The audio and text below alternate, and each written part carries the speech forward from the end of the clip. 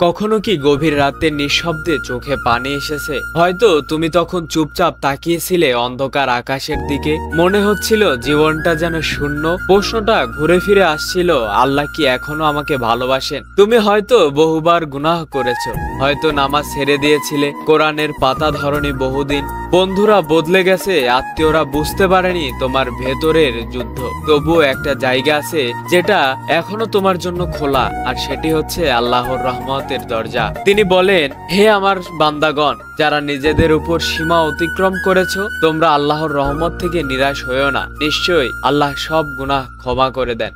তুমি জানো শয়তান তোমাকে বারবার ফাঁদে ফেলছে, কিন্তু একমাত্র তুমি নিজেই পারো সেই শৃঙ্খল ছিঁড়ে আলোর দিকে হাঁট। ফেরার জন্য কাউকে পারফেক্ট হতে হয় না, ইচ্ছেটাই যথেষ্ট। একটি অশ্রু, একটি সেজদা, একটি আন্তরিক তওবা, এটাই তোমার শুরু। তুমি হয়তো ভাবছো এত দেরি হয়ে গেছে, কিন্তু জানো আল্লাহ কখনো দেরি বলেন না, তিনি বলেন এখনো সময় আছে। তোমার জীবনের সবচেয়ে সুন্দর মুহূর্ত হতে পারে যখন তুমি আবার আল্লাহর কাছে ফিরে যাবে। আল্লাহ তোমাকে ডেকে নিচ্ছেন, তুমি কি সাড়া দেবে না? তোমার জীবনের সবচেয়ে সুন্দর মুহূর্ত যদি কাটাতে চাও, তাহলে তুমি আবার তোমার মনিব, তোমার রব আল্লাহর কাছে ফিরে যাও।